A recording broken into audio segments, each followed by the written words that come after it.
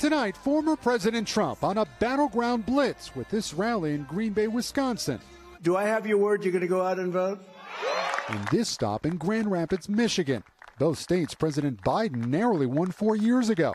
Mr. Trump zeroing in on the border crisis, highlighting the murder of 25-year-old Ruby Garcia here last month.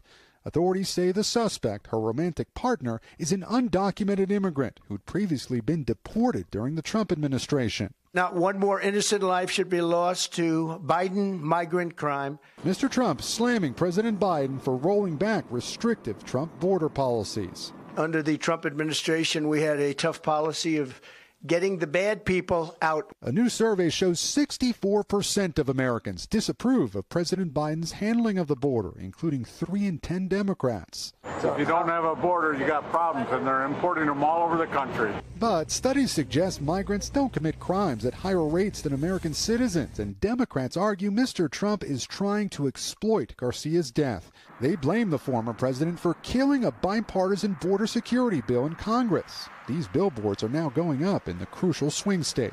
Donald Trump has not wasted any time in grandstanding and clamoring for the camera to come here. The former president also fighting legal battles on multiple fronts. The judge in his hush money trial just expanded the gag order against Mr. Trump to include the relatives of court staff after Mr. Trump on social media attacked the judge's adult daughter, who's a political consultant for Democrats. Meanwhile, Mr. Trump just posted a reduced $175 million bond in his New York civil fraud case, preventing his properties from being seized while he appeals the case.